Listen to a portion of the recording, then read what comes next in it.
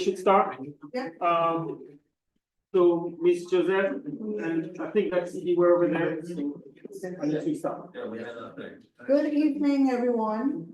Thank you so much for being here this evening. We understand your time is valuable, and we appreciate the fact that you are spending it with us this evening.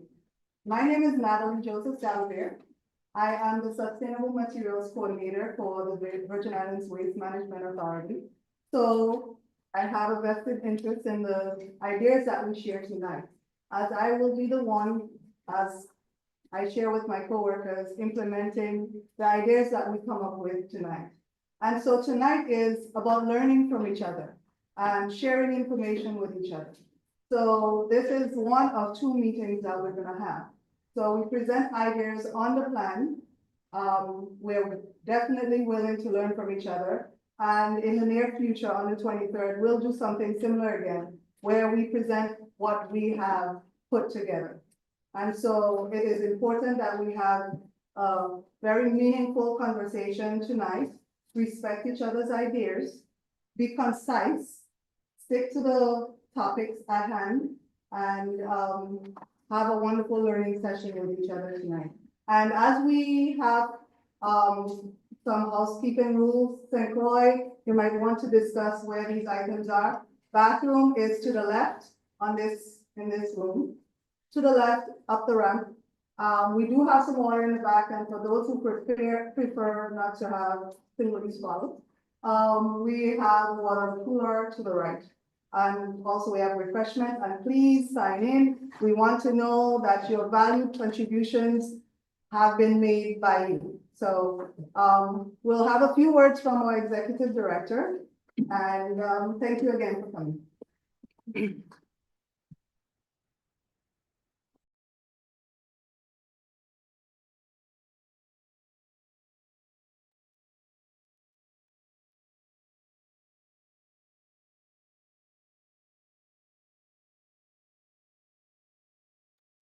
Mr. Ware, you are muted on St. Croix.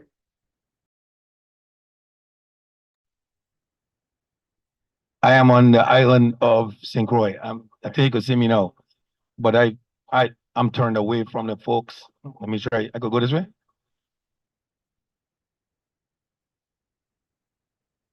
That's fine. You gonna turn it? I ain't gonna go no further. Well, good evening once again.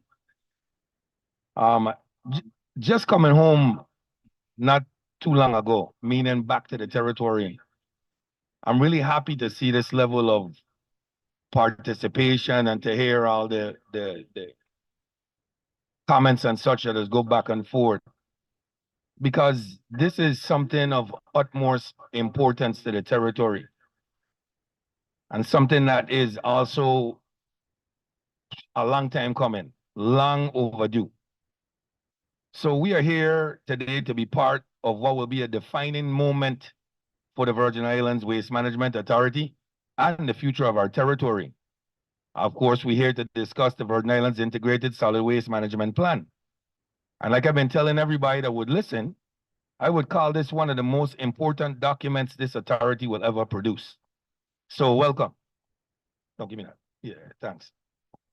I actually took the time to write some notes out because I didn't want to miss any of my important points, which is normally not the case.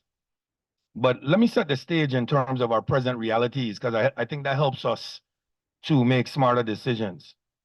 We are operating a modern waste challenge with an outdated system. Our rules were written before this authority existed.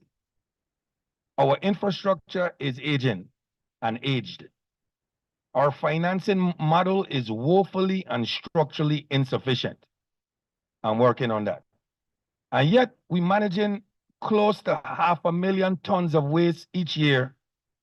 We're under federal consent decrees with limited land, limited resources, and increasing demands. The strain on our system is undeniable. Let me break it down. We have chronic underfunding, significant vendor debt. It seems like we owe everybody. When people see me in the streets and they say they want to see you, hey Mike, I want to see you. The first thing I just ask them or tell them is, please tell me we don't owe you money. We got fragmented laws that create gaps in responsibility. I responsible for A. Public Works responsible for B. DPNR has C. Parks and Recs have D.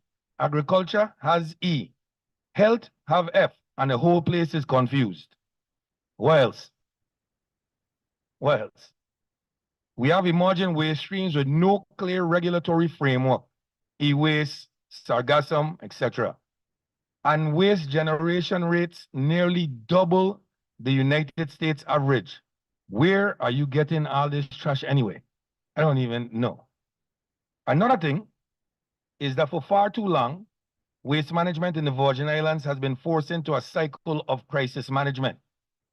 Responding to issues as they arise, managing limited space, walking through a series of emergencies every half a day that many of you see and experience.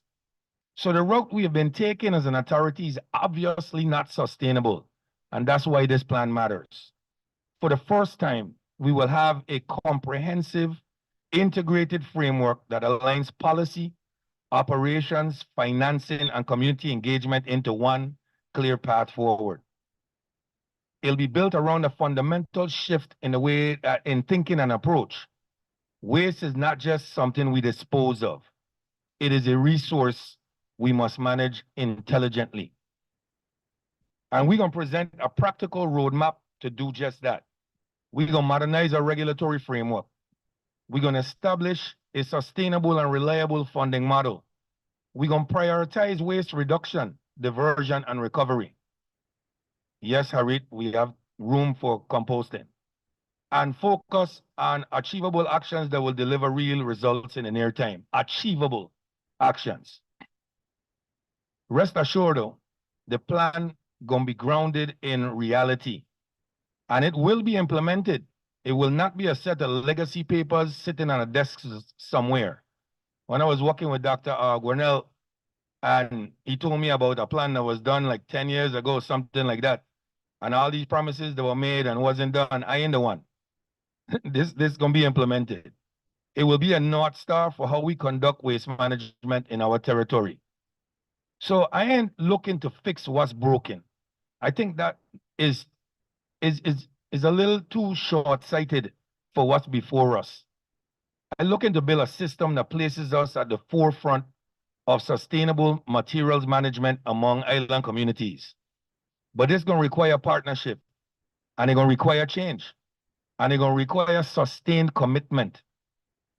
But guess what? We're going to have something we never had before, a clear roadmap that this authority will follow.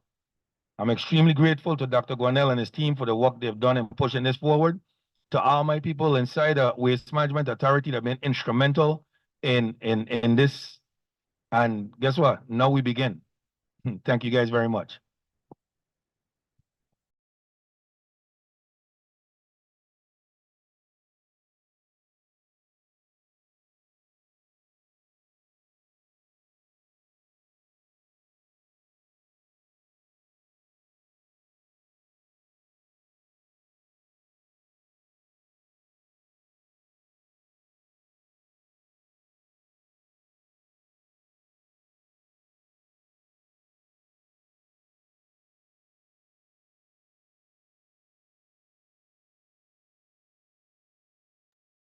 Okay, well, thank you so much, Executive Director Ware, and thank you so much for those in attendance in online and in person.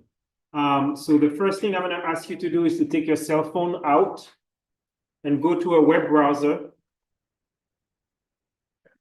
Take your cell phone out and go to a web browser. And I want you to type, and I'm going to make this bigger. I realize it's too small. Apologize for this.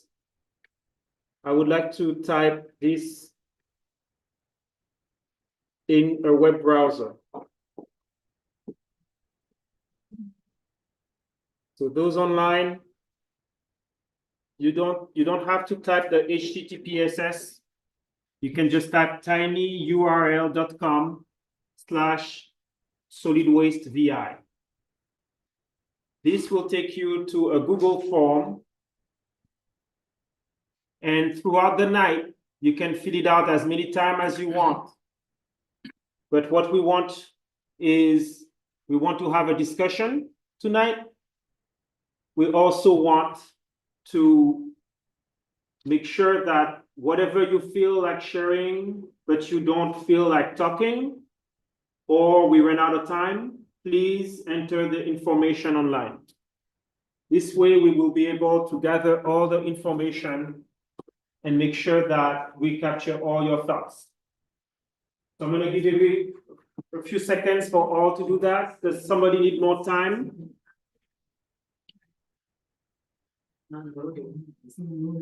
It's not loading? Okay, so tinyurl.com/solidwastevi. It's a Google form that you should have. Okay. So what I'm gonna do while it loads, I'm gonna copy this and I'm gonna paste it in the, what's that? It's in a chat? Okay, so it's in a chat. I'm just gonna give those in the audience a chance to finish. You got it? Okay. Okay, so it worked. It didn't work.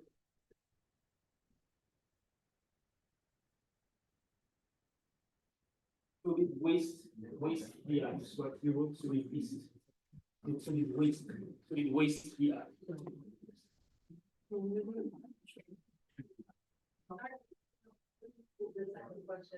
tinyurl.com/solidwastevi. So good afternoon, everyone. Good evening. Thank you for being here. I'm just gonna look quickly at the camera to say hello. My name is Greg Guanel. Because of some of the technical difficulties, we didn't have the time to show you the agenda before we started. But you heard from Miss. Everybody okay? Yeah. Okay. So you heard from the Waste Management Authority, Mr. Executive Director Ware, and now my role is just to present some of the highlights of the plan that I had the pleasure to develop in partnership with my staff and the executive team and staff of Waste Management Authority. And then after that, we're going to open for comments, discussion. We're going to want to capture some of your comments online, but we also want to have some of the comments and discussion in public. So without further ado, I'm going to go ahead and start the presentation.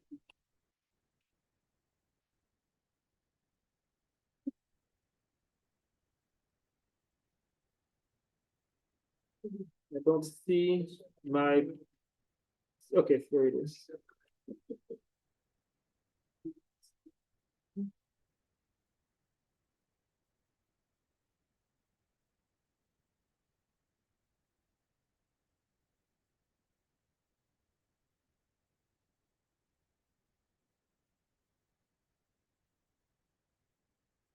Okay, so just a quick check. If somebody online can unmute themselves and tell me if they can see the screen. Good? Okay, thank you so much. So tonight I'm going to present some of the highlights. The document will be made public for all of you to review in more details. It's going to be made public online. But tonight I'm going to present some of the highlights to hear some of the thoughts. The goal is to hear thoughts, feedback, things that we may have forgotten, things that we may need to think about. And then based on this information, we're going to regroup and then finalize the plan. So we're going to meet again at the end of the month to show you the final plan and hear final comments before Waste Management Authority finalizes it, accepts it, and it becomes the first integrated sustainable material management plan. As Executive Director Ware mentioned, this is an integrated sustainable material management plan. It is not a solid waste plan or a garbage plan. The reason why we call it sustainable material management is because of the idea that waste is not just garbage. There is value. We can develop, we can reuse, we can do a lot of things before disposing it and making it bigger and bigger and bigger at the landfill. So that's the plan idea. Sorry, what's going on? Okay, so I'm gonna repeat a little bit of what Executive Director Ware mentioned earlier by giving you some statistics. So we generate pretty much 500,000 tons a year, and that number is outdated. Today, I saw that we are breaking records in terms of arrivals at the airport. Every time somebody arrives, there is more trash that is being generated, more materials that are being used and discarded. We generate twice the average of our American state, and we are pretty much number one in the Caribbean in terms of the amount of waste that we are generating. Some of it is generated by me. Everything that I'm wearing, everything that I came with is gonna end up at some time or another at the landfill if we don't change the way that we manage our material, hence sustainable material management. But we are not the only one who generate waste. I just wanna also mention that in the USVI, we have 27 visitors per resident, 35 on St. Thomas, and more than 200 on St. John, right? So what this means is we are generating a lot of trash, but also others coming into the island are generating a lot of trash. The other point is that we also need to remember we are pretty much 3 islands, but 3 small cities. We are semi-urban to urban. We have small land capacity. We have limited land capacity. We have busy urban system. However, we are an island. We are a small island in the Caribbean. So we are operating an urban system with limited capacity. If a population of 50,000 in Alaska, they can burn, they can dispose of something in the middle of nowhere, and EPA will not bat an eye. But we are not in the middle of Alaska. We are a small island in the Caribbean where if you burn something, I will smell it. So we have to generate and manage our trash in a very constrained manner because of all the requirement of living in an urban system, but we also have limited capacity, and Edie Ware mentioned some of this. So we have a high import dependence. Everything that I have comes from somewhere else. Nothing that I have is from here. Or my family. During hurricanes, there are a lot of debris that are being generated, but anytime there is a storm, it doesn't have to be a hurricane, right? There are debris that are being generated. We have limited land, relatively small volume, and we have high cost. High cost to buy things, but high cost to dispose of things. Labor is expensive here, hence the high debt. But again, we have the capacity of rural system. We have limited cash, the government has limited cash, and there's only so much people to go around to do all the complex work that waste management is doing. The other thing that we need to keep in mind, going back to Executive Director Ware comments, the government appropriation for waste management are decreasing. This year, they received $9 million less than last year. They are currently underfunded by 9.4 million. They are spending a lot of money. Every time I throw something at the bin, I use can crime, and every time I drop something at can crime, somebody has to come pick it up, drive it, dispose of it, compact it. At the end of the day, waste management spends $12 million a year in garbage collection and close to $6 million in operating the landfill.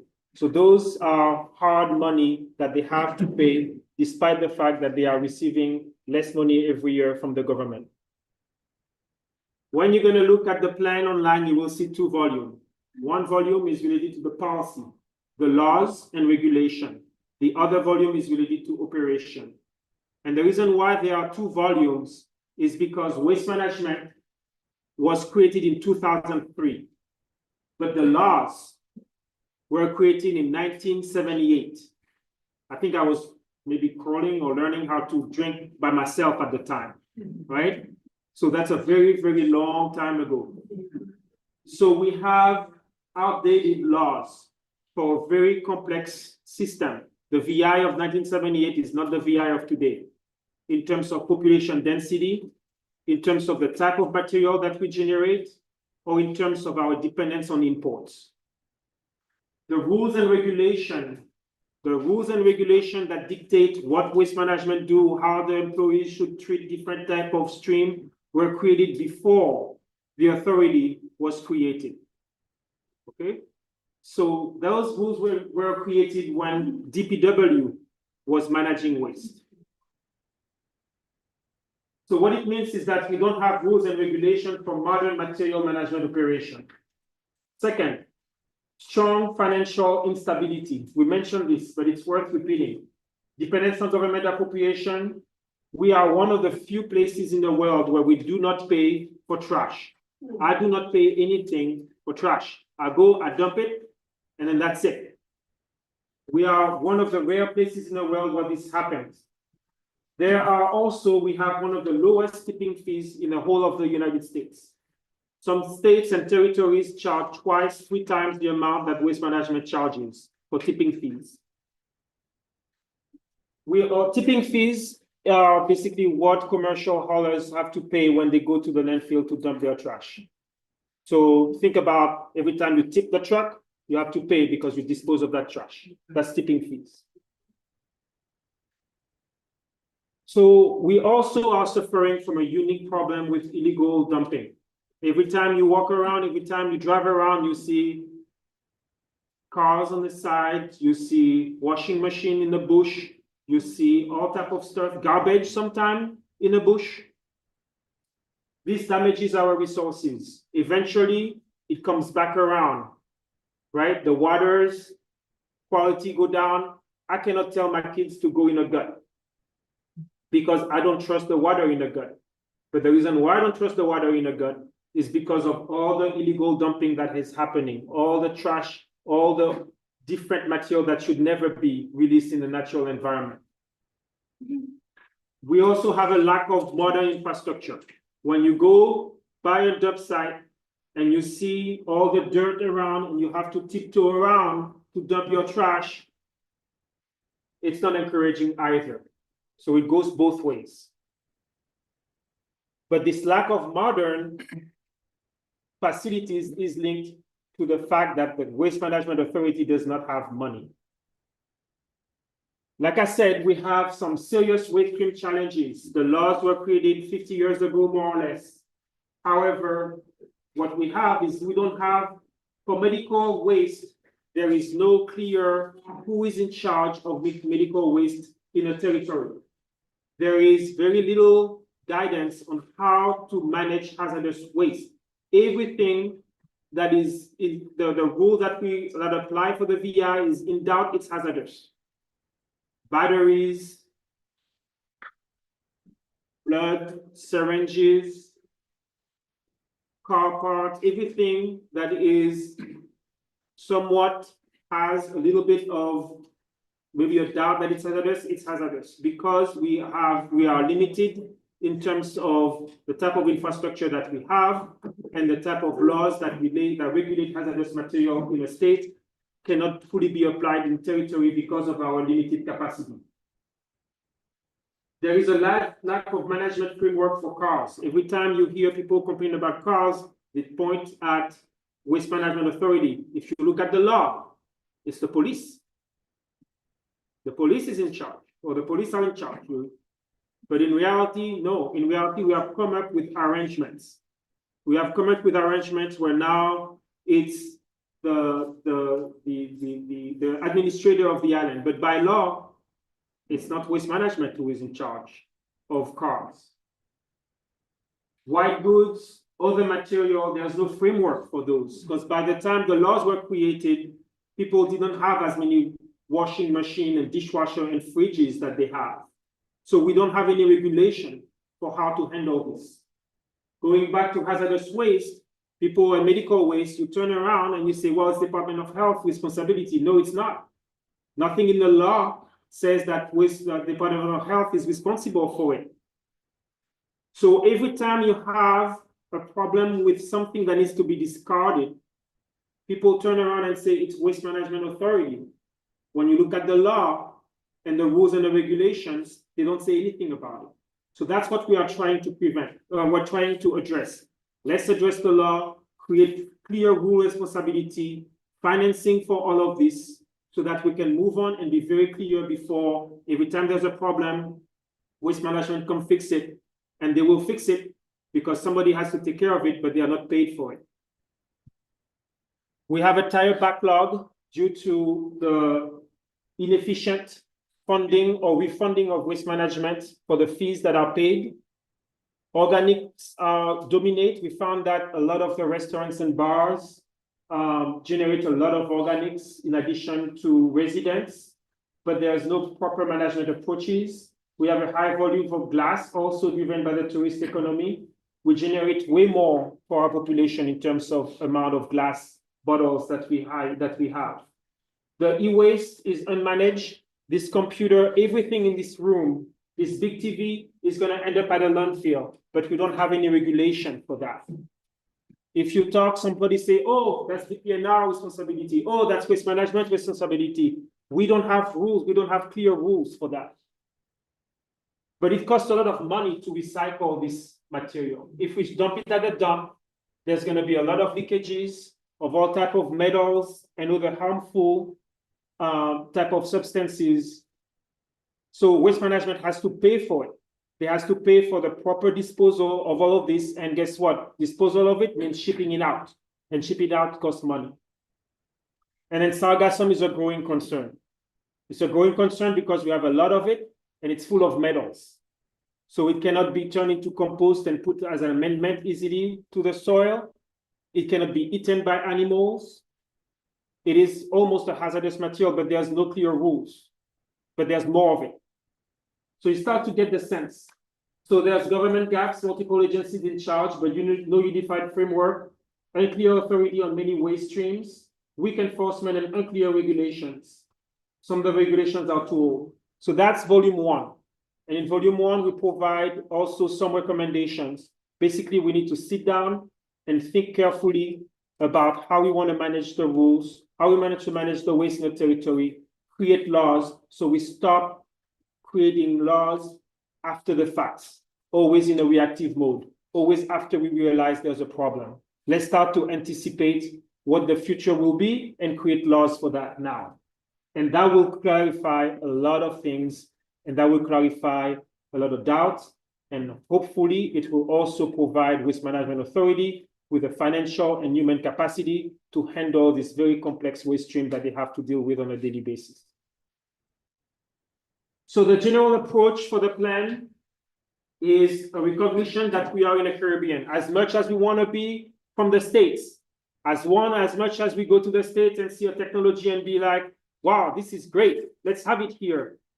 We have constraints. We are an island in the ocean. So we have limited capacity, limited funding, small scale, and our supply chain is very complex. Even when I had tried to bring something from the state by myself, it takes me 2 days.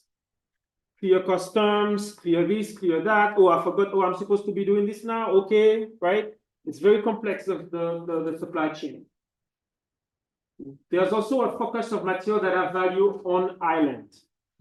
So really trying to figure out how we can develop this sustainable approach of the material management. Yes, everything that I have will end up in the landfill at some point or another. However, can we delay that time? What can we do to limit the volume and the pace at which some of this material gets to the landfill? So some of it can be biogas generation or energy recovery, thinking about glass, thinking about, oh, how can we reuse all of this construction debris? How can we even think about composting for all the organics? The main thing we need to be careful about, going back to replication of US practices, is to be careful when we buy something, it can be exciting, but it's kind of like a dog. It's cute when it's a puppy, but once you have it, you're responsible for it, and then you realize how much work it is, right? So it's the same thing for all type of technologies. Watch out for expensive maintenance needs. Really understand the type of maintenance. Do we have the capacity on island, or do we have to call Puerto Rico? That happens all the time, especially for fancy AC or HVAC system. I know this is not the topic, but to give you an example, right? We tend to buy the latest and greatest in HVAC system, and then we realize the technician comes from Puerto Rico, the parts need to come from Miami. So it's the same thing. So be very careful about highly specialized equipment that need highly specialized tech. So before buying something, really think about, okay, what does it mean 10 years from now?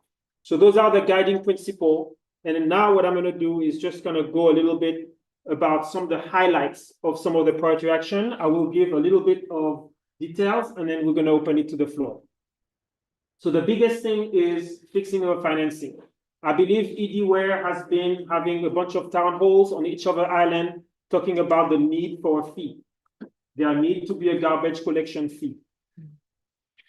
There need to also be a dedicated funding channel, less dependent on the local government.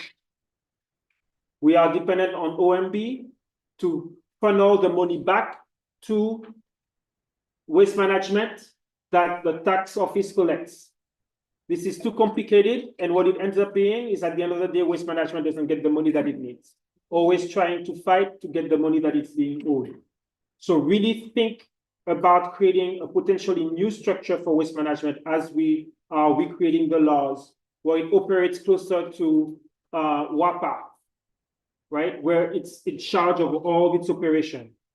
And yes, it can still receive money from the general government, but not always have to beg for more, or always say, oh, you owe me this, you still haven't given me that money. Match capacity with grant needs. It's very exciting when the federal government say, I'm going to give you $100, $200, $300 million grant, but let's make sure that we have the capacity to handle this. That's something that we can say, I think I can say, as you know, from a UVI standpoint, right? Sometimes it's just delays, locally delays that make the whole project go slower. So really sort of matching the needs between what the agency can do and what we say we're going to do to the federal government, so that there is no miscommunication or issue later down the line. Like I said, updating the legal framework, I will not go over that again. And then the most important thing is to make one improvement at a time, maybe two, maybe three, but incremental change.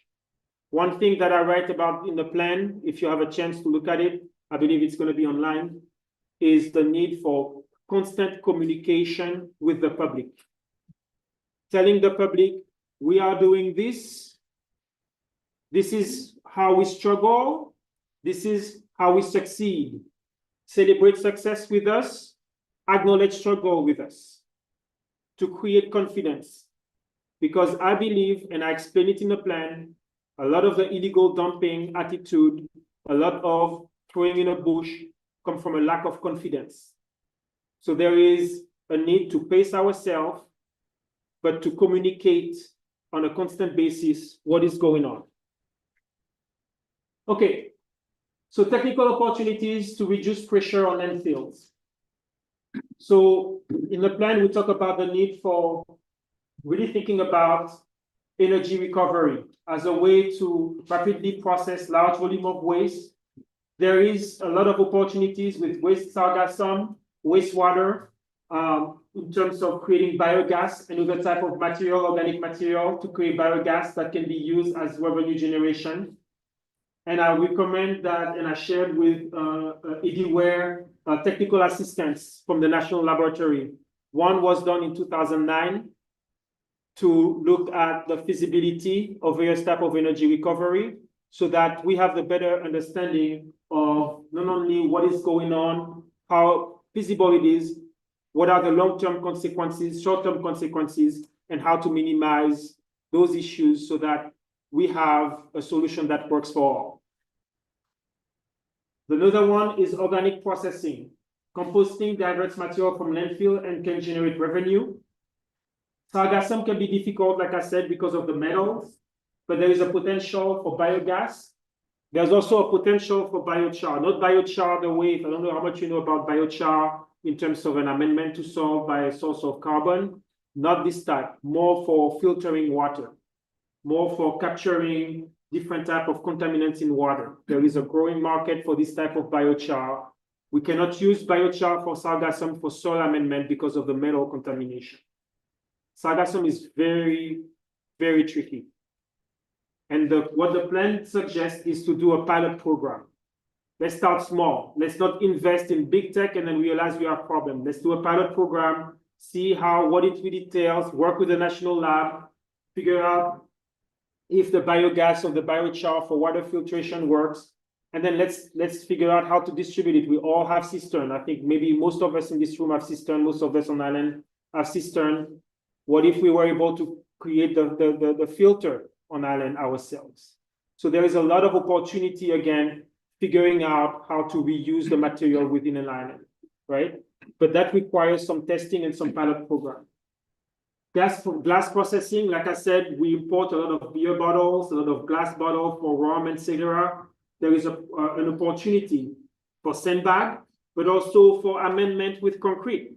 There are many places where you crush glass, use that glass, that sand, because glass is sand. Use it, amend it with concrete, and pave a road. So what the plan suggests is to, again, test. Let's do a little test. Let's crush 200 glass, pave a little bit of a road, have everybody look at it, publicize it on Facebook, show how it can be done, and then try to expand it. Construction and demolition debris. There is a lot of value in CND. We don't have to dispose of it at the landfill.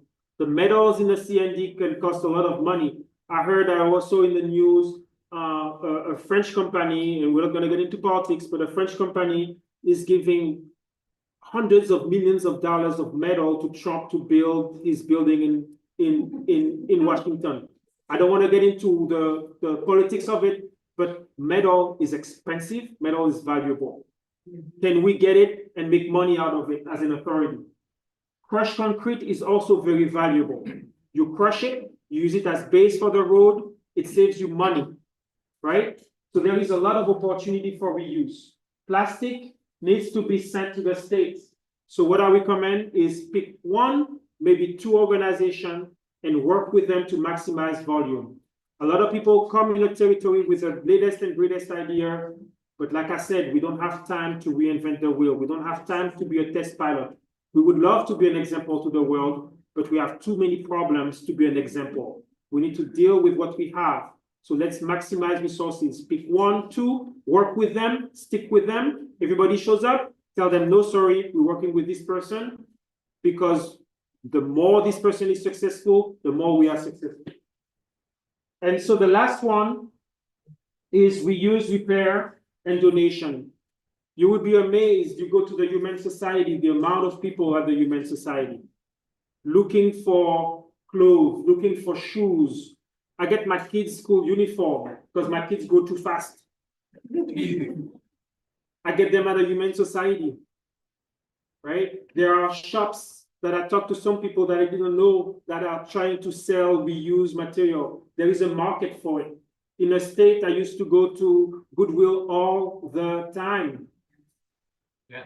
So there is a market for it. On St. John, there is also the resource depot that tries to do everything to work with nonprofit, work with reuse, work with if UVI, I'm just saying it up because I guess my brain goes somewhere, but UVI could open a reuse store. I'm sure the student would take it up. So really try to do everything for donation. All right, so the last piece, recommendation, organizational and internal control reform, system operation. One idea that is mentioned in the plan is about, and I know this is not going to happen in a year, maybe not in 5 years. But what the plan suggests is that if you buy Mitsubishi, you stick with Mitsubishi. If you buy Yamaha, you stick with Yamaha. If you buy Dodge, you stick with Dodge. Whatever brand Caterpillar, you stick with it. You buy one brand. Because the mechanic knows it, the mechanic is familiar, and they tend to have the same way of working, all those machines. So stick with one brand.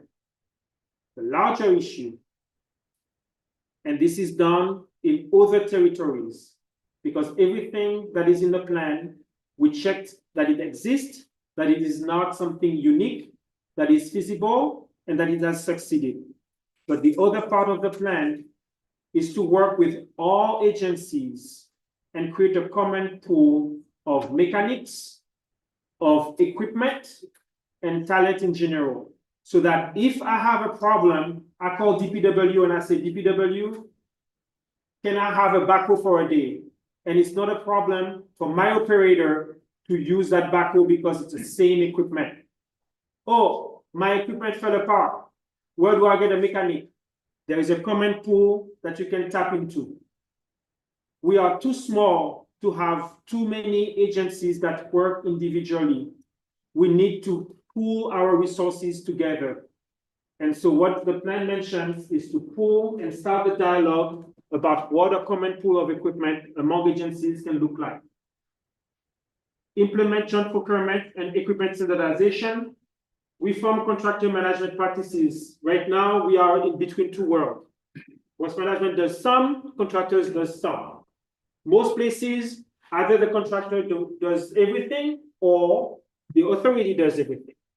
So really have a good look at what can the authority can manage to limit the amount of contractors, but also, okay, if we work with contractors, have more limits, put more competition, put things out to bid.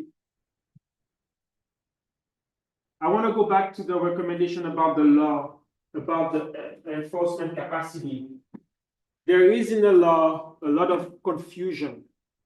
If the police department decides that they need more capacity, from my understanding of the law and from my understanding of talking with some people at the authority, they can pretty much say, you now work with us. And as a result, the authority no longer has enforcement capacity. So there needs to be a lot of dialogue about how we can expand enforcement capacity so that we can go after illegal dumping or violation more aggressively. So like I said, there is a lot of confusion in the law that needs to be clarified. All right, let's go back to system, improve bin site infrastructure and coverage that also include the infrastructure at the bin, at the landfill. Yesterday, there was a lot of comments about the amount of dust that comes out of the landfill and negatively impact the community. So really improving the quality of the infrastructure so that all type of negative health impacts are minimized and it does not create an impediment for people to go and dispose of their trash. And like I said, update the 2011 waste to energy analysis to look for, really understand what can be done in terms of energy recovery. In terms of revenue and financing, like I said, the need for residential fee, instead of volume-based tipping fee, where you can put as much as possible, compact as much as possible, and dump it in the landfill, go by volume, but go by weight. That will increase revenue for the authority and really try to capture the real impact of all this material being dumped. Most places operate from a weight-based basis. We are one of the few places that operate from a volume-based basis. Establish a solid waste enterprise fund by statute. So this is going back to making sure all the money that is owed goes to them.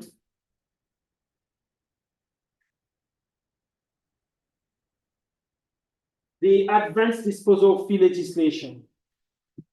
I can bring this TV, I can buy it cheap on Amazon, try to come up, bring in our friend's boat. It comes here and I dispose of it at the landfill. And waste management has to pay for all of it without any compensation. So there is a need for the VI to start putting some fees to cover the cost of future disposal. That will limit illegal dumping. It costs money to dispose of a car. It costs money to dispose of a washer. It costs money to dispose of a TV. Most places, you have to pay a fee when you buy it. And that fee is used to cover the cost of disposal. Right now, if you have a washer, you are paying somebody to dispose of it or you're dumping it in the bush. And what I found through this process, through this project, is that even when you pay somebody to dispose of it, what they do, they turn around and dump it in the bush. Yeah. Most places within the Caribbean and the States, you call a number and somebody from the government comes, pick up the washer, pick up the fridge, pick up the TV, and dispose of it. But they are getting money to do that. So we have to charge for it. And this is not something that is new. This is not something that is unique. It's done everywhere else.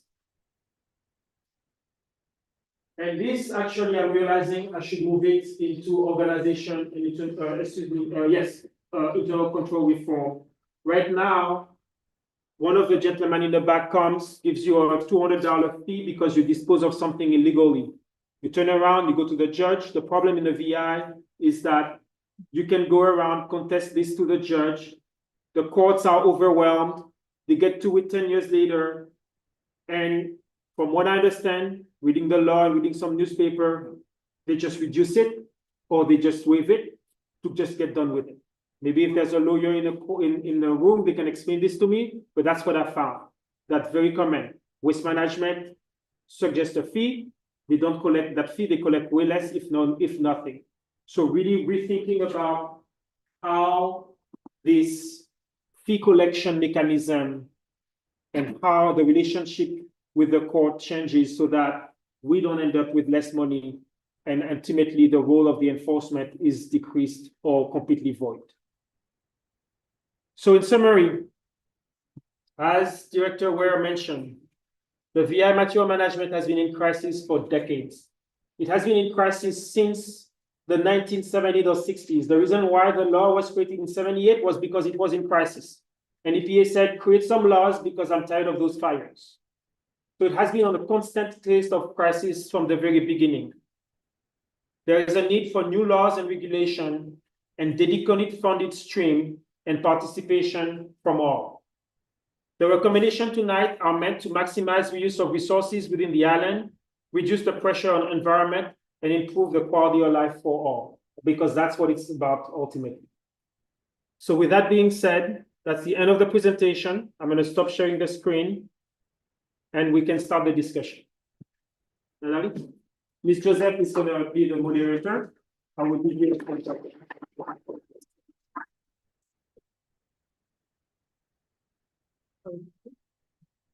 Okay, so this is the fun part. We'll hear from each other, we'll give ideas, and we will definitely get this on the way to having an effective plan that we can push through and have a better sustainable future for the Virgin Islands. So, that being said, one person at a time. Oh, It's muted. you're muted. Sorry about that. You can tell We him can't hear you. You're still muted. muted. You can hear me now? Yes, I guess. I can't see you guys, but I'm hoping so. But I just wanted to say just a couple quick things, real quick before we open up. As Dr. Gonell is aware, in the 5 months that I've been here at the helm, the agency has made significant strides in many of these areas. The scales have been repaired on St. Croix, scheduled to be completed on St. Thomas and St. John shortly, which gonna move us to a weight-based fee system. Residential trash collection fees, for example, we had a study completed by the top residential fee structuring company in the nation. They did 177 studies last year. It's completed. I'm on the PSC's docket for next month. And in communications, we've already had 4 town halls, radio appearances, news stories, etc. But the roadmap, though, ensures that we are on the right track and moving in the right direction. I just wanted to point that out, just so that folks understand that we've been in conversations and we are moving in the right direction. Thanks. Okay.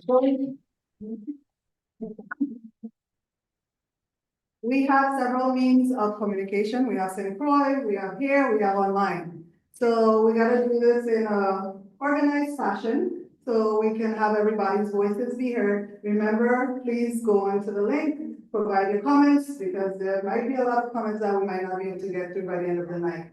in the short time that we are allowed, have your comments be concise and, respect each other's opinions. Okay, we have one person over here. It's a procedural question. Oh, Yeah.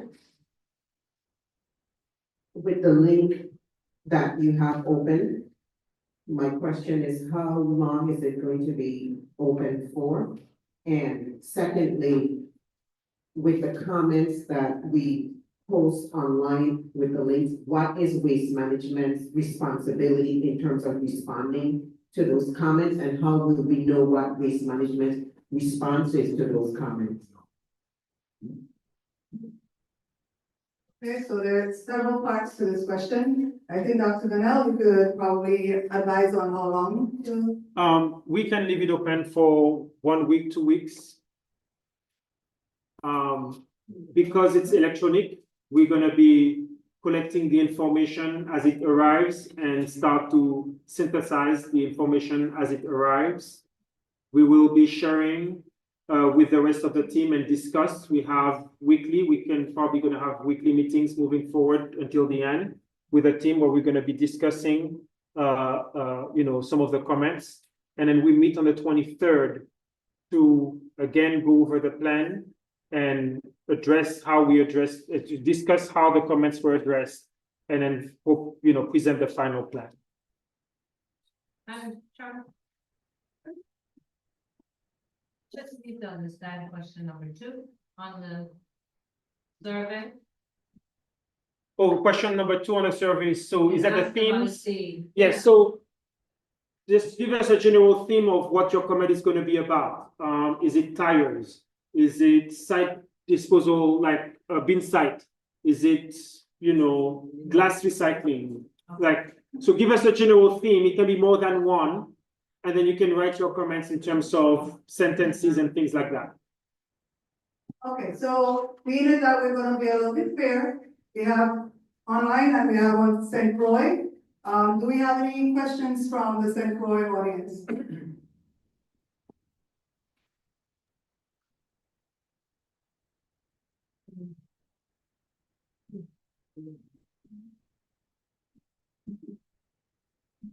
Okay, while they get to the podium, okay, I see, okay.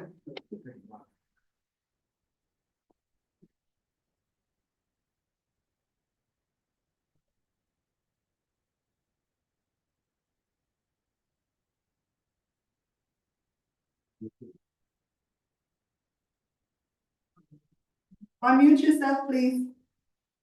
Seems like it's unmuted. There is unmuted. We cannot hear you, St. Croix. We cannot hear you.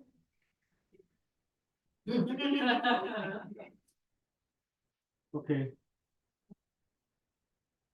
Online, can you hear us online? Because we cannot hear St. Croix. What do we do? Online cannot hear St. Croix either. Okay. St. Croix? Can't see this. Okay, Hello? so what? Can you guys hear now? Yes, Yes, I believe so. I think every time I could see myself, you can hear me. So we the last person. You can hear me now, to- right? Yes, we can hear You're you. gone again. I guess you got it. So anyway, the question was, will we ever get to a point as a territory where we're separating trash, and gave some examples, plastic, glass, etc. And I believe that's detailed in the plan in terms of where we trying to go going forward. Talking about where we are now on April, give me a date, Dennis. On April 24th, we're gonna be unveiling a public-private partnership with Replastics VI. That's correct. I got her name right. Replastic recycling at the Peters Rest Convenience Center. The communication about this will be unveiled shortly, where we're gonna start an education campaign to deal with separating plastics at first. So that's where we're gonna start. We actually getting started, but again, the plan puts all of that into place. We just need to be able to get this plan finalized and then move in that direction. So I hope that answered it. If not, Dr. Gunnar, go ahead. No, that's it. Okay, so St. Croix, it seems like your audio is coming from your mic. Make sure it's on at all times when you're speaking. Okay, we're gonna take one more question for St. Croix. If you do, someone should be already at the mic, or I'm gonna go to Online. online. I see two hands up. I'm gonna start with Mr. Ryan Flagel. Good afternoon. You hear me all Yeah. right? Yes, we can hear you. Great. I have a couple of things. One is I'm really pleased to see how well waste management is considering so many different facets in a more comprehensive waste management plan. It's very refreshing to see that because I think thus far we've really just been focusing on how do we get everything clumped as garbage and take it to a landfill and bury it. And it's clear that that isn't working. So I'm really glad to see that we're looking at a new number of different ways of making use of our waste stream in terms of ways that it can still be useful to us, and also that we're looking at separating trash and recyclables for future use as well. I have a couple questions about that. One is, well, actually, first a comment on incentivizing that. There's been a lot of talk in the presentation today about revenue streams for how we're going to pay for all of this. And I'd just like to suggest that anytime there's a revenue stream being considered for waste management, that we consider ways that we incentivize behavior that helps reduce our waste stream. So for example, let's say we wanted to do a mulching program and provide mulch for farmers and residents. In the past, Waste Management has done this. We've had a mulching program with Waste Management, but a lot of farmers have been reluctant to use it because it's been so commingled with plastics and other garbage. So if we had a program that essentially said, hey, if you're a landscaper, if you're a resident, if you're a commercial trash hauler, and you want to drop off your waste management at the landfill, you can do so for free if that trash is pure, clean, green waste. In other words, if you've done the work for us and truly sorted it, then we could essentially reward your good behavior by not charging for that.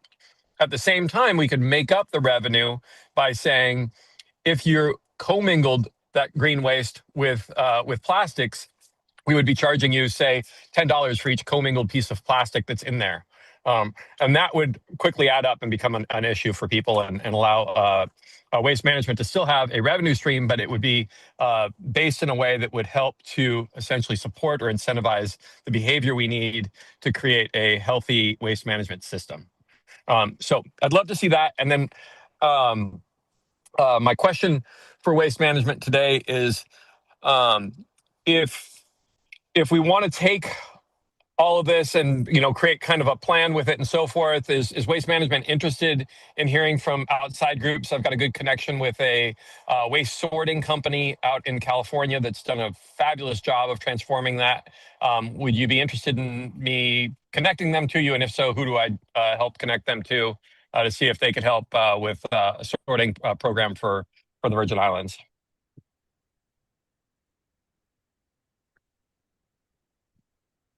I think our executive director is gonna answer that question. It's on. Yeah. Listen, I am open to hearing from everybody. I have had, I think today made meeting number 13 on waste to energy. And I would say that folks just reach out to well, my assistant, which would be D Hanley, HANLEY at VIWMA.org. And she makes it happen. And that was just on that side of it. The other meetings is just countless. And for those of you I haven't met with yet, I apologize. I'm getting there. Okay? Thanks. Thank you. All right, so next person, Mr. Miguel Quinones, and then I'm gonna circle back to the audience on St. Thomas. Yeah, thank you for the opportunity to participate. I look forward to reading the plan and make some comments on that. We have done waste stream analysis. We have done plans, and I support Mr. Ware's idea of not creating more shelf material, that's also waste. But I want to ask for the plan to kind of tie the two ends. So we have 97% of our food supplies, et cetera, coming in. Can we account through the plan for the entirety of those things? So, for example, if there's tires coming in, where are the tires are going to end up? If we have, clothing coming in, where is that clothing going to end up? Refrigerants, all that. So everything that comes into the island, we have a full plan that accounts for everything that comes in, and it doesn't accumulate in the island unless of course, it could be the organics, which could be processed locally. And if we do waste to energy, what that looks like, and hope that is a process that can be brought into fruition on this next round. So that's my general question. Again, thank you. Thank you for that. I think the plan is going to present and as complete of a picture for a plan at that stage of how to handle the different material stream.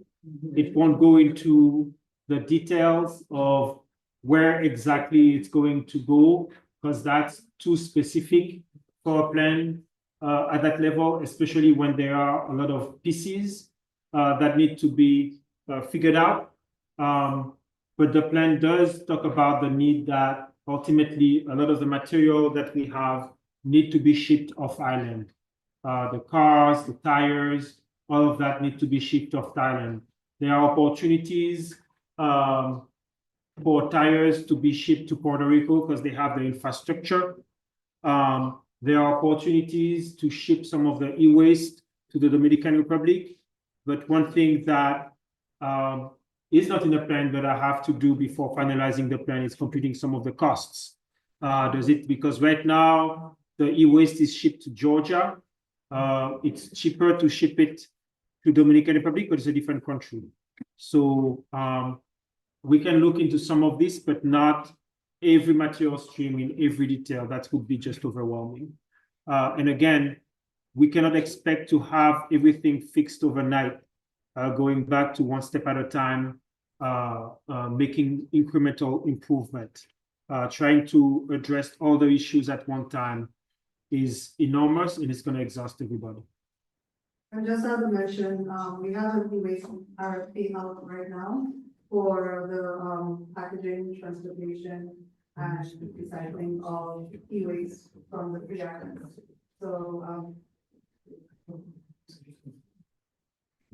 So good evening, my name is Jason Gledson, and thank you, Mr. Ware, for holding all the town hall meetings.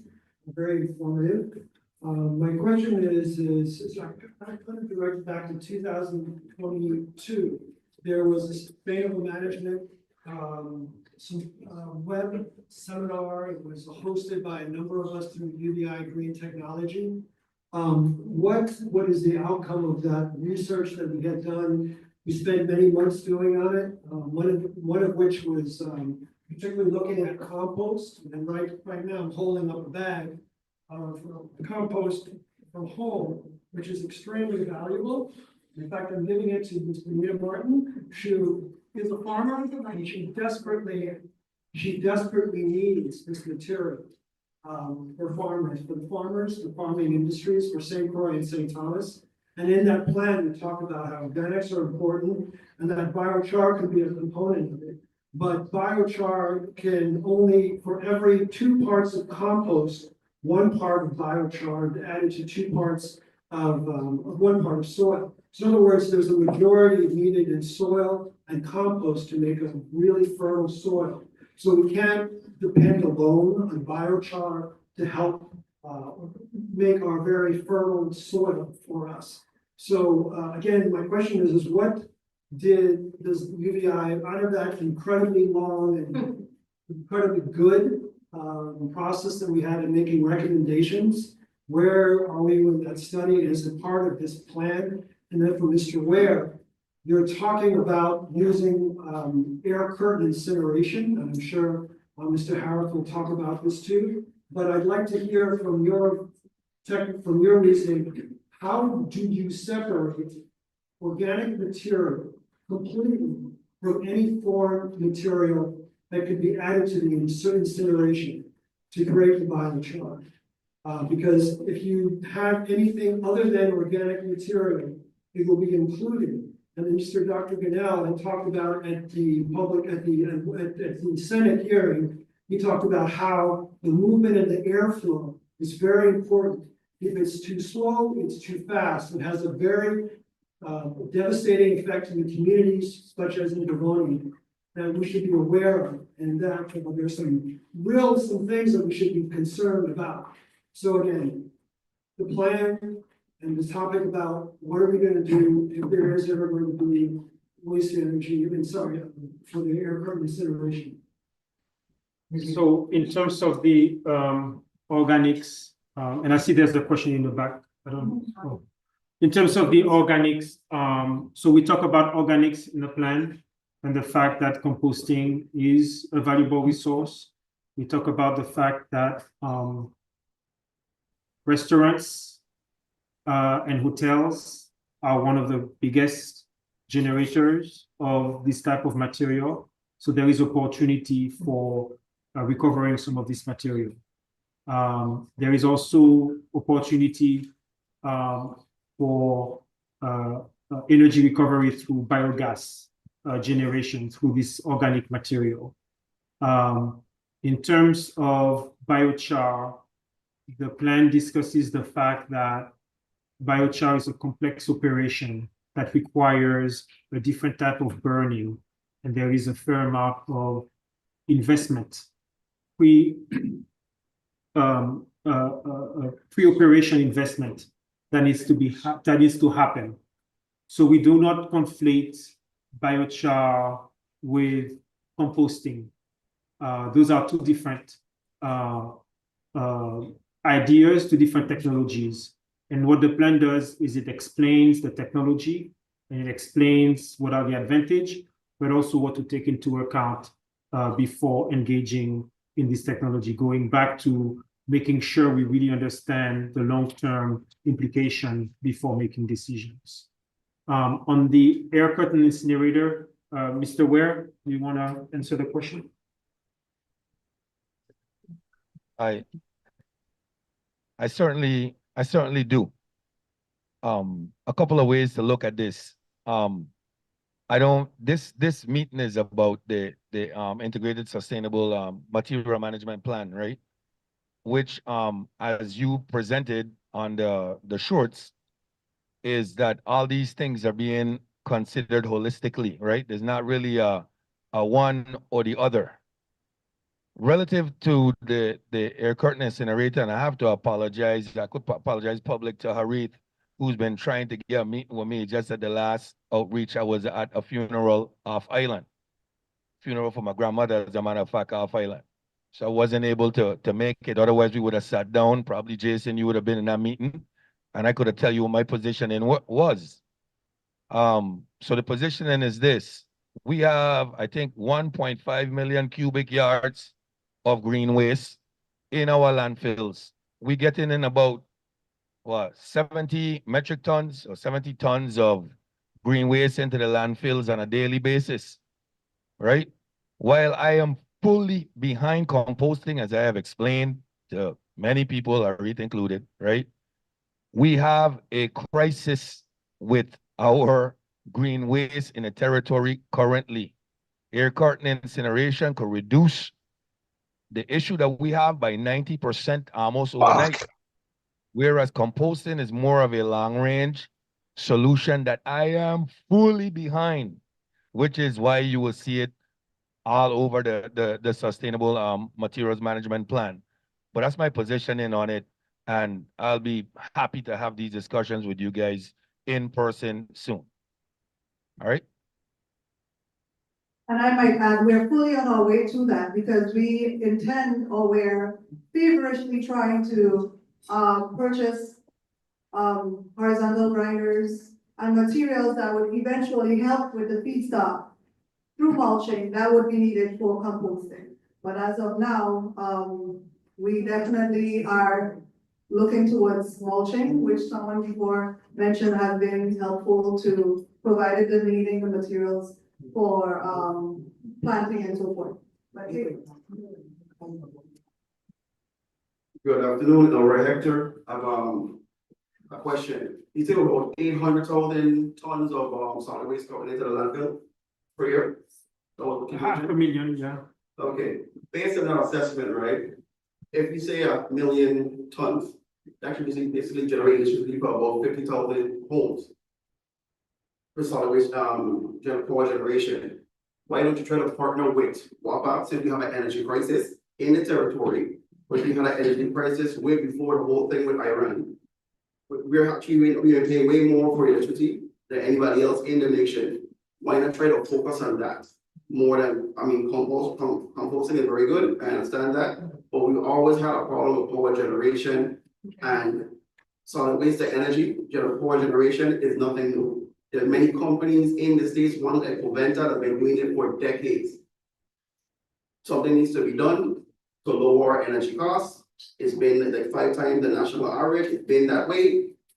Eventually it's gonna get higher, and even if everything gets resolved with the Iran issue, we will still have the energy crisis that we have here, that people will have to estimate people bills to try to basically be able to buy fuel. So, and Waste Management are always been in a position to do interagency help. They could help with agriculture. Every day on a daily basis, Waste Management dumps millions of gallons of fresh water into the ocean. But every summer, agriculture has a drought. Well, I'm just talking in general, I said about for interagency cooperation. Waste Management has a lot of potential to do a lot of things. And I think because we always had an energy crisis, only now the states is feeling it. We've been feeling it for decades. Solid waste to energy power generation, whether it be from burning the garbage, and it's been shown that energy generation from solid waste gives off less toxins than power generation from fossil fuels. So that's how we win. So thank you for that. So I will let Edie Ware chime in, but if it's okay, I can just chime in. Oh, you want to start, Edie Ware?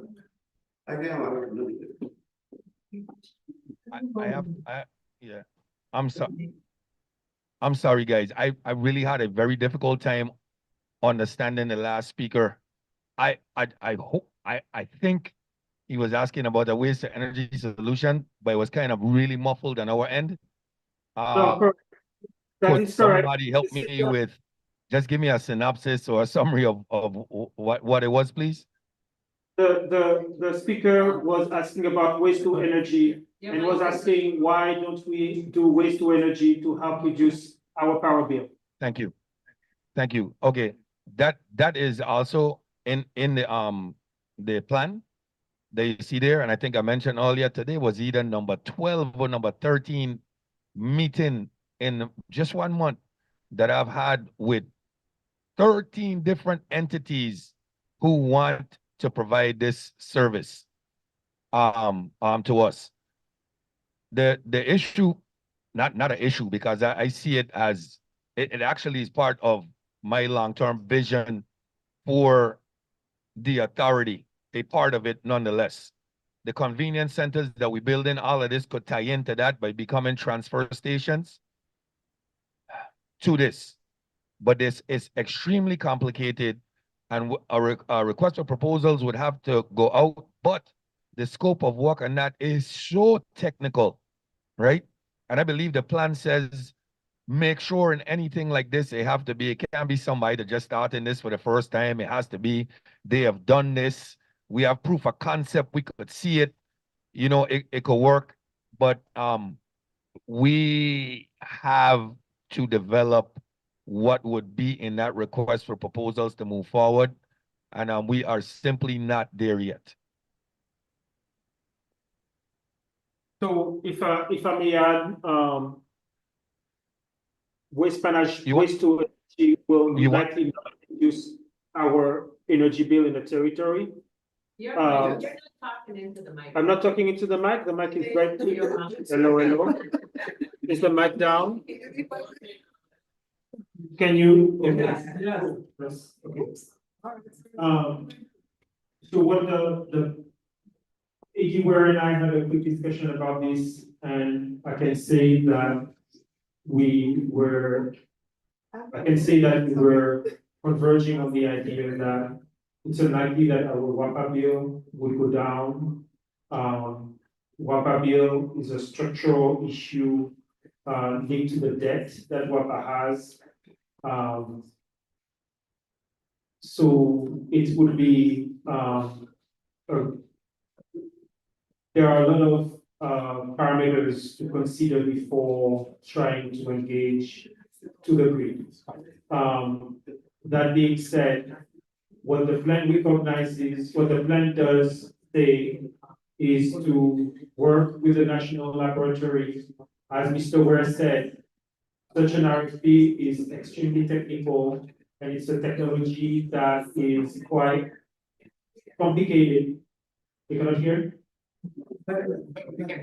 Oh, so what the plan asks for, which I've put here on the slide, is to reach out to the National Lab of the Rockies and have them provide information about the best available science, the best available estimate, so that we fully understand.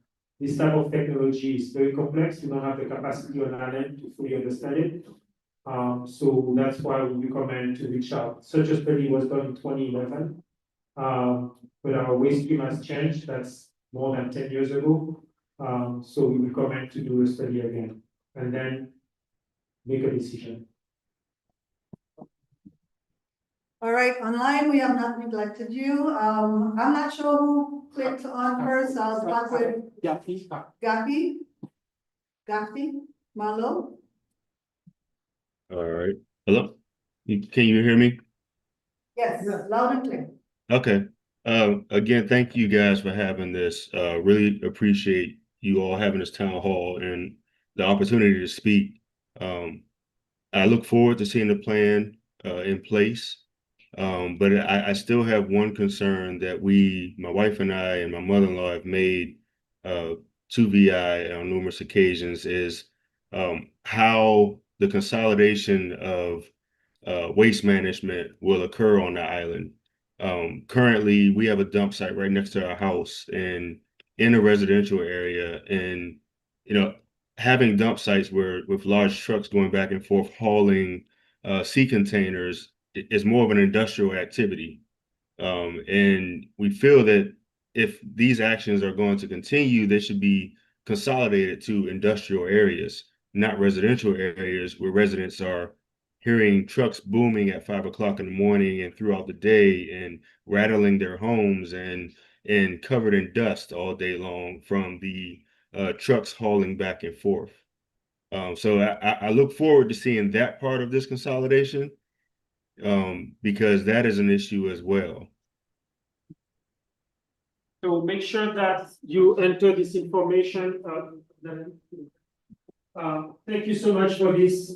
That's a comment that was also made yesterday on a separate occasion with folks, community residents from Bovoni about the need to really make sure that environmental air quality is maintained around the landfill in terms of the dust and other type of emissions. There are engineering solutions for that. So this is an important comment. I will definitely consult with the team before finalizing it, including it in the plan. So make sure that you have your comments on the form online, but that's something that we are aware of. Thank you. Mr. Marcus? Good evening, everybody. My name is Marcus Christian Hendrickson. I'm here representing Marco Companies. As a company that deals with hauling waste and dealing with asphalt. we would love to put asphalt into our mixes. But like we're doing our project right now in Mahogany Road, and we are bound to a certain specs on the asphalt. So I don't know if there's a plan of between the different agencies to have Public Works or whomever, the federal government, add that kind of specs for glass, whether it's tires and or recycled asphalt that we get. And then on the other side, the business side, the price. We can process all those different materials, but if once they're priced competitively, we would buy them. Outside of that, it's going to be tough. So, I will double check, some of those regulations. I can tell you that in the States, the, mixing of various type of material in asphalt or in concrete is done on a regular basis. Maybe there are differences between state roads and federal roads, so I will double check. Thank you for that, but I believe it's very feasible. And if it's, turns out that federal regulations are very stringent, and there are lots and lots of local roads that can benefit from some of these materials. So, I will double check. So thank you, put that in the comments, I will double check. And I'm pretty sure that we will be able to come up with some form of compromise. And I would very much encourage DPW to reach out to Waste Management and do a pilot project, so that we can make sure everything works and find a good avenue for the reuse of this material and reduce the operating costs on both sides. That'd be great. Thank you. Okay, St. Croix, I don't see anybody making their way to the mic. Please, if you have any questions, make your voices be heard. I'm gonna go to St. Thomas until we get to the mic. Hello, Mr. Mayor. This is Harold, and thank you for mentioning that, and my deepest sympathies for the passing away with your grandma. And I'm really addressing this to the senators and the listening audience and the residents. How many people are concerned with the health and the food issues here? We have many people are not getting good food, and because our soil is depleted, and we have 400 residents per year diagnosed with cancer. If we eat healthy food, locally grown food, that's going to help. I'm on the Food and Farm Council. I was one of the members who authored the Virgin Island Agricultural Plan, and they allotted $2.7 million to make this agricultural plan work in the interest of getting lower priced food in the island, not being imported.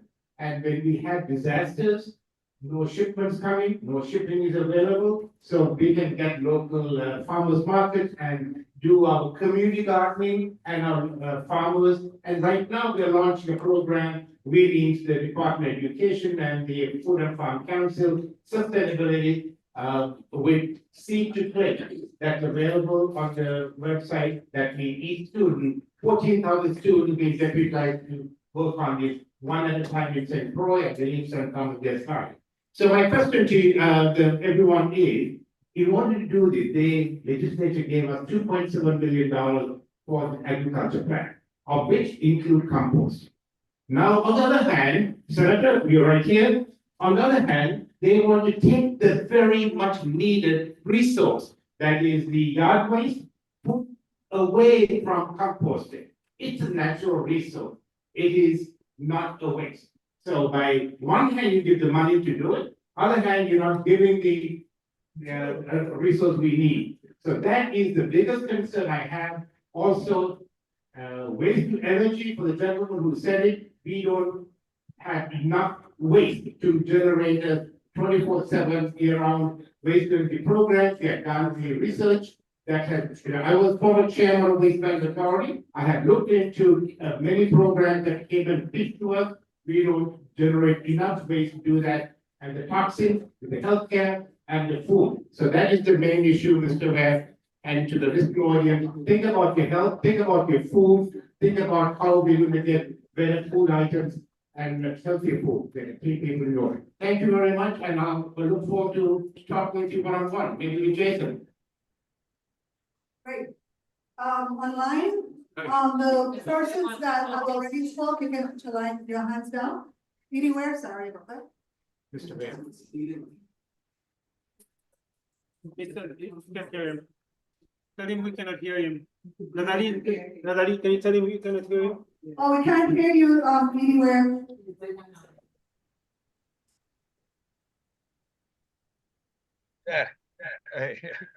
Yeah, I'm sorry. When you called out Senator Fonseca, I didn't recognize him because it ain't that clear before. But I'd like to acknowledge the senator's presence and to thank him for coming to this and to being a part of this. Me to listen and being a part of the discussion. So I just wanted to recognize that we do have a senator in the house, that's Senator Fonseca. And if you have another one, I ain't see it or her. Okay, but kudos. Thanks. Good evening. My name is Barbara LaRon, and I do also applaud Waste Management for the steps that they've taken towards a comprehensive plan for improving, updating, and preparing for the future. It seems to me like there are several parts to this plan that are well thought out. My concern is a couple things.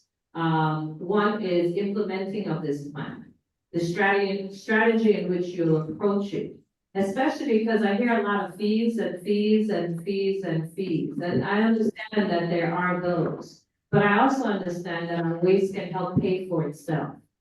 So my thoughts on the implementation of this plan, which I have not seen, which I have no idea how detailed it is. I'm not speaking from any insight. I'm speaking from the way my brain works. How do you approach this?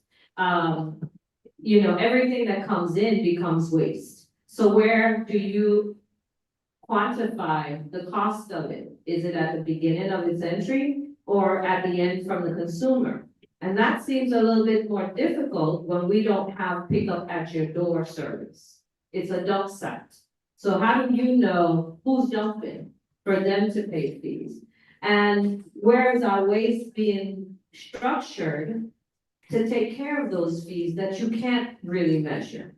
For example, the recycling of plastic, which Jason's been an active part, and Benita and many others have been an extremely active part of doing. That material is now being made into building material. Those bottles are now being made into building materials and actual pavements and roads and driveways. Maybe all that we bring in don't have to be paid for to go out. But again, how are we implementing this? And what all are we thinking about? Because sad to say, the green waste isn't gonna stop coming and we need to start composting. I don't care what you do with what you already got, but what's coming in should be going straight to composting. And that's just my thoughts. Testing, okay, let me try, I wanted to address this real quick. Yes, I don't know what happened to our mic, apologies. So in terms of the implementations, once the, let me find my good go. Once the plan is finalized, what you will see at the end, which is not complete in the plan, is the implementation timeline. We didn't want to have an implementation timeline before we finalize everything above. So that implementation timeline is not filled out. But what I can say in terms of the fees, there's going to be a general fee that we will be paying for garbage collection in general. And the plan proposes an additional fee for goods that we know we have to export, such as when you buy a computer wherever, get a fee, there will be a fee associated with this for the disposal. When you purchase a washing machine, or you bring a washing machine, there will be a fee that will be imposed at that stage. That money will be used for the collection and the disposal of things that we cannot use on our land. The washing machine, the fridge, the cars, the TVs, and all those. So right now, this is what is proposed. In terms of the reuse of the material, in order to really get into the detail and understand what it means in the long term, we are proposing to do pilot projects. Because what I said is, let's not engage into a very complicated things, and then we realize we forgot that little piece. So for the glass, we propose to do a pilot project. And it's probably gonna be the same for composting, where we start slow, and as we understand everything that is implicated, that is required, we ramp up operations. So that's the best I can say at this moment. There was another question. In the meantime, mulching will produce feedstock, so if we can partner up with somebody in the community, we could probably produce composting a little faster than. Good evening. I too really want to commend Waste Management for this plan that was presented here today. I really am impressed that the authority have really looked at various solutions for us as a community. My first question is, how the plan was listed in terms of the solution, was that any sort of a ranking in terms of the priority for waste management? Or you just listed all the various types of solutions that waste management is considering? Secondly, I know we talk a lot about chipping and mulching. And I just really want to emphasize that chipping is important for composting, but it's not composting. And I really would like to hear from Waste Management, when are we going to start composting? When are we going to do it? And I understand, and I really feel this way. Waste Management, you have a job in terms of managing waste.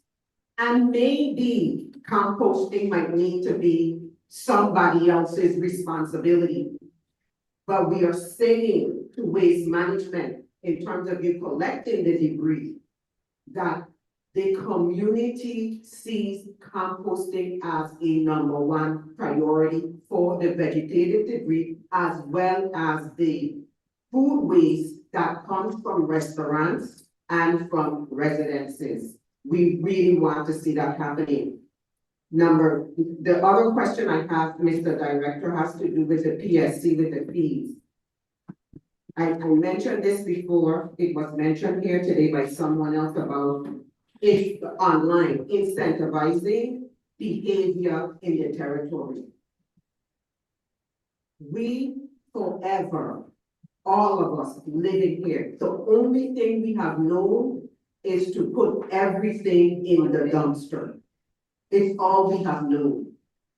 And I really would like for you to reconsider the fee structure to emphasize and incentivize people to separate these things that you mentioned in the plan that you want to start to collect. Glass, plastics, these very valuable resources that can be making money for the authority. Incentivize that in the fee structure. And when you go to the PSC, are you going there in terms of asking for the fee?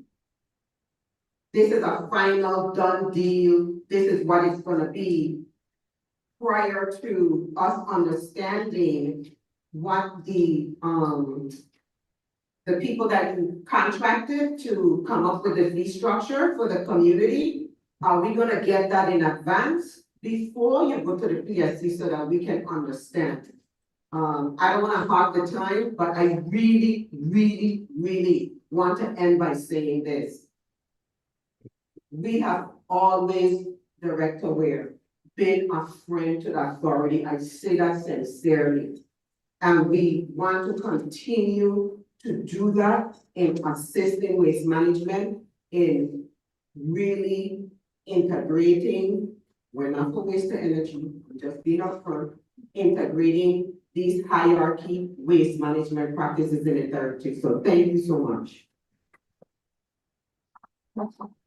Thank you. I believe you had several questions for me. let me see. Where you want me to start? I think I'll start with the fees, right? So the way the law is written, I have to be like advertise what we're doing in turn and the data behind it and stuff like that prior to prior to any type of implementation. That's the reason for going before the PSC. That's to have this discussion. The discussion is very public. And that's where things are presented and then it's put out. I believe you have to be there for comment for 30 days. I could be wrong, in 30 or 60 days or something like that. So there's a comment period and everything like that. It's fully transparent. I'm not a dictator that's coming with like, hey, these are the fees. I don't have the power to do that. All right. So there's that. I really love your and the gentleman that said it earlier. It really resonated with me with the concept of incentivizing the right behaviors. And the education that has to go behind this is paramount to it being successful. Like you mentioned, our whole lives, we ain't separate anything, right? So the educational component is major. Stay tuned. We have a massive educational campaign that's coming very, very shortly. This can be taken into consideration. We are on it when it comes to that. And you'll see, I'd like to get your feedback on how that education is going. There was that. There was composting. And again, I'm going to have these discussions with the advocates because I am one. I am with you. I believe in composting and everything.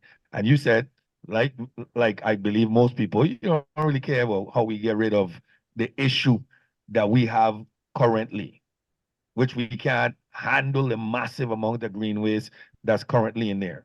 However, to be transparent, we taking in, again, combined is like 70 tons, around 70 tons a day, right? And I understand that composting is not mulching, trust me, right? And that's why I believe that these things have to work in partnership. It don't have to be a either or, because I don't believe that either or works for us. But again, that's a discussion for whether what we're dealing with incineration and stuff like that. I do believe it's a multi-pronged approach, and I think we'd be short-sighted to think that any one by itself is the answer, because I certainly don't believe that. I hope that was it. I think there was 2 for me and 1 for Dr. Gona. It was Yeah, the, that's what that leader. the priority of the plan. Oh, the priority of the plan, sorry. Oh, that was gonna, yeah. The priority of the plan. So the priority of the plan is to be. Oh, I thought, well, here's the thing. The plan is out there and Dr. Gwanel listed the priorities, but this is part of the discussion that we having with the community and everything. Is not a finalization.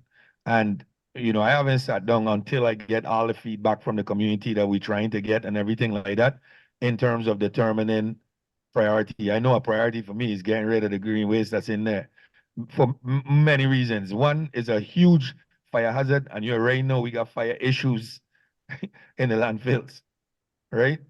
And we need to be able to do that. And number 2, like you saying, I want to kick composting off ASAP. I want this to work out. So we'll see where we are on that. And I don't remember the rest. I honestly don't remember the order of the things and everything like that. But thank you guys. Okay, so in the interest of time, we are at 7:27. We're gonna get some questions from online, 2 of them. And then the gentleman in the back and the remainder of the questions, we do have the link. Please take advantage. We have, I would take 2 weeks. This is important. Do it as soon as possible because we have the meeting on the 23rd. Get that done by next week. By next week Friday. I would say 2 weeks. I would say a week. So online, Mr. Mario or Mr. Woods. Mr. Woods, sorry, and then Mr. Mario. Mario was first. Mr. Mario was Woods first. and myself. Mr. Mario was first. I'm sorry, Mr. Mario was first, so you can go ahead. Good evening, everyone. I just want to say, I'm a former solid waste director. I was hired there in 2009, and I did have the opportunity to speak with Edie Weir about 2 weeks ago. Many issues. I agree with Mr. Grinnell when he says one step at a time, because I think that was our approach when I was working with waste management. One of the steps that we worked on was creating household hazardous waste. Facility in St. Thomas. We did that because of an administrative order by EPA. I thought that was very successful. Ms. Dawn can acknowledge that. We also established routes, which is what Grinnell talked about in terms of establishing new routes for the communities. We went from 3 days a week collection to 1 day a week. And that helps to reduce costs, not only to the authority, but also to residents. We got tipping fees approved by weight, which is what's now being suggested. And I hope you continue to do that by the PSC. That was reduced to volume, cubic yards. The fees at that time that we established was about 12 million per year. And I believe that the volume went down from 12 to 2.3 million per year. So that's a big difference. We also looked at household waste fees that could have generated about 15 million for the solid waste. Currently, there are no fees being collected. We also purchased the scales that are currently at the landfill right now that needs to be installed. But that was, and we're talking about 2016. Those were purchased. One of the issues is maintenance of equipment. We, for instance, the big belly trash collectors, solar compactors, we had put a whole lot of those in throughout the territory, but those were removed because of the lack of maintenance. One of the things, we purchased the equipment, but we did not hire the right people with the skills to maintain them. And the same goes for vehicles. We have vehicles, but oftentimes, at least when I was there, we didn't have the mechanics to maintain those vehicles. That's something that needs to be included in this plan. Methane. We collected methane at the landfill on a regular basis. We burned it off because we didn't have an agreement with WAPA, but we did establish all of the lines, and the only thing we needed was an agreement. But what happened since is that facility was discontinued, $1 million facility discontinued over the last 10 years. I believe there should also be a focus on the sorry. To summarize, because it's Yes. been a little late, and some people have to make it to get their transportation to St. John. No problem. So, No problem. Just one more thing, and that is regarding fees. We need fees. I believe there's fees. The legislature created the opportunity for waste management to establish fees, and that's something that needs to be addressed in this plan. And I don't think we'd be doing any justice to ourselves if we don't look at that. Thank you. Mr. Scott Woods, thank you for your comments, Mr. Mario. They're very valid. Just want to add one thing, Mr. Mario. We do talk about the need for maintenance, and I did mention it tonight in terms of not only pooling, the purchasing, as well as looking into partnering with other agencies in terms of getting the human and technical capacity. So we do address some of those issues in the plan. But thank you for your comments. Mr. Woods? Yes, thank you. My name's Scott Woods. My company is Sustainable Generation. We're a composting technology company. I'd like to first commend the Waste Management Authority for putting together this forum tonight and laying out their vision for the future of solving the problems. I got a couple questions, and for Executive Director Ware, thank you for supporting composting for a long-term solution. My question is more geared with the current excess storm debris that's on the island. In considering air curtain incineration, have you considered the health issues that are known and proven with using air curtain incineration, specifically around the respiratory issues as well as issues around other health issues, number one. And number two,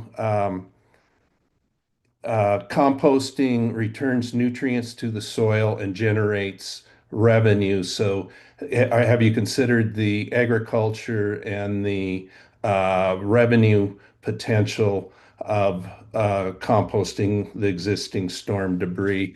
And from what I'm hearing, the compost air curtain incineration, it looks like it's a more expensive option than the composting. And I believe we worked in 2017, 2018 timeframe with us and came up with a solution to compost the storm debris in a timely manner. And I would be just curious if you would be open to hearing a solution that may, from a time perspective, be as quick as air curtain incineration.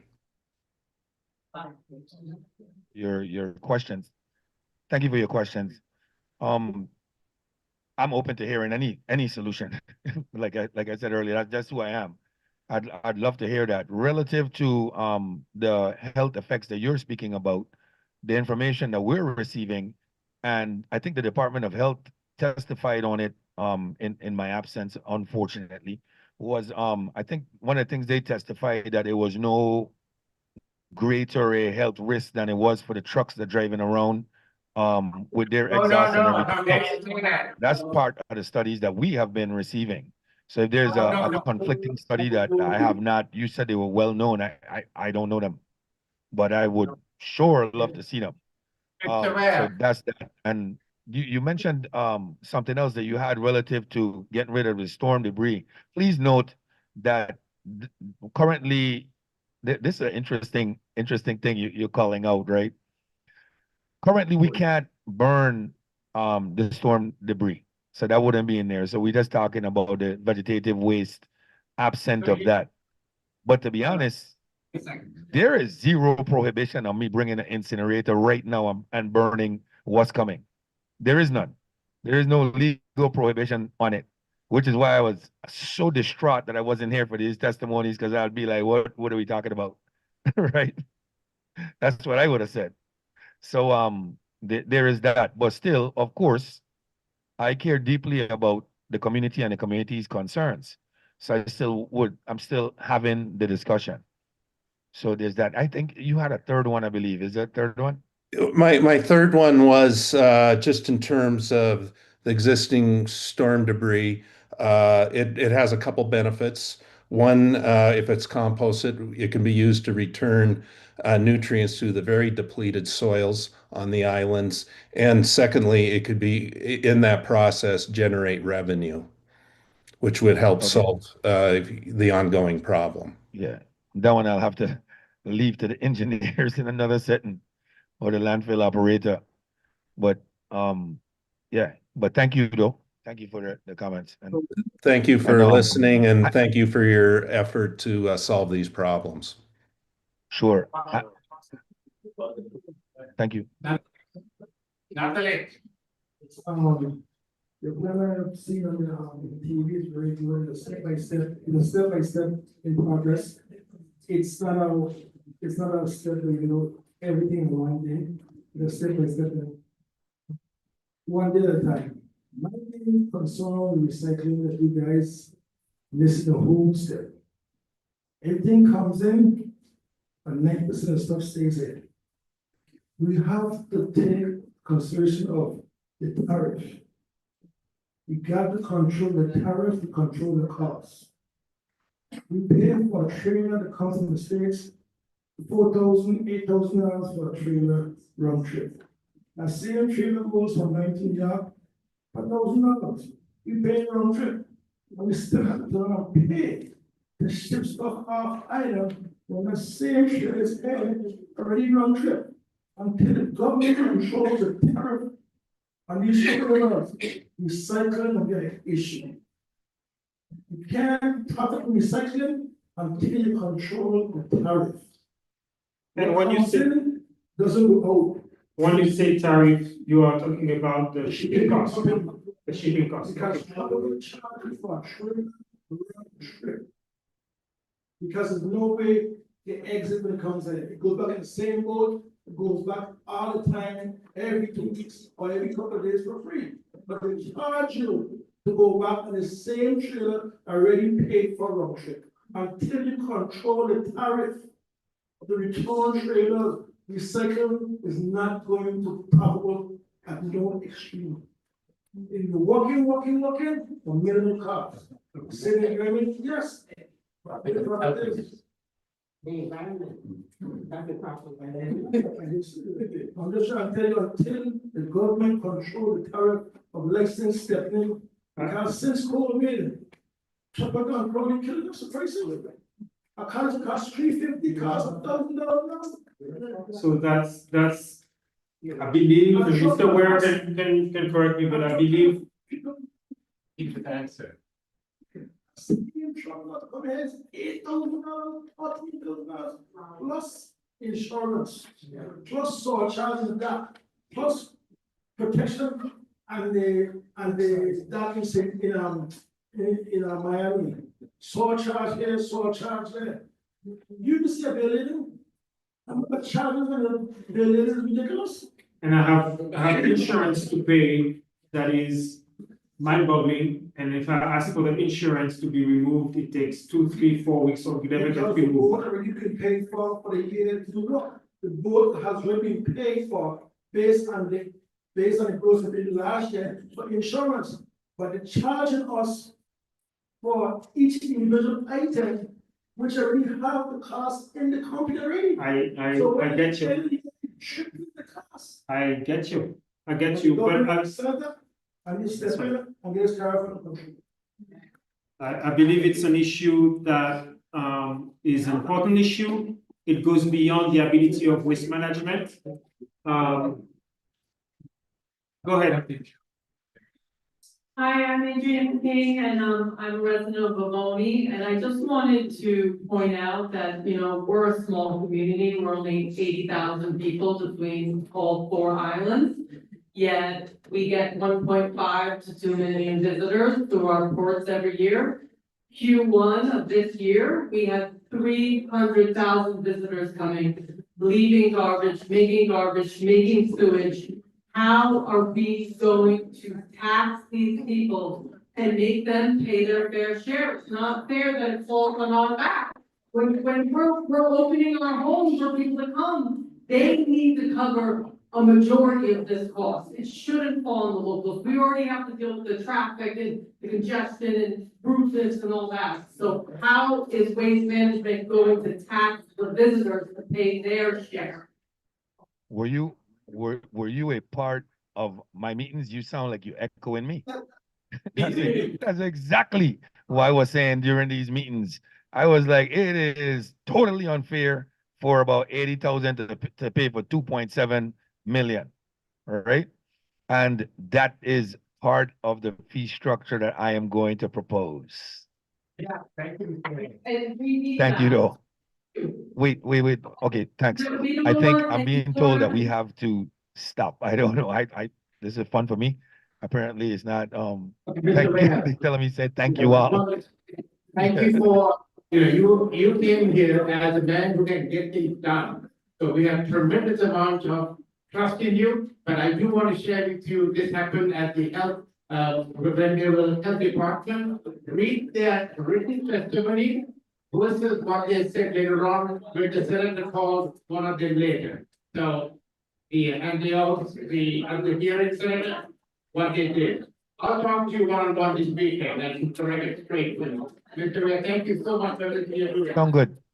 All right, man. You guys take care. And hey, listen, thank you everybody for coming out.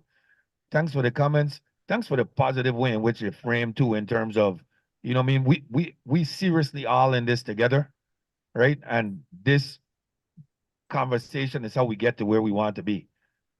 Thank you guys very much. God bless you. Thank you all for coming out. God bless you. Good night. Thank you. All right.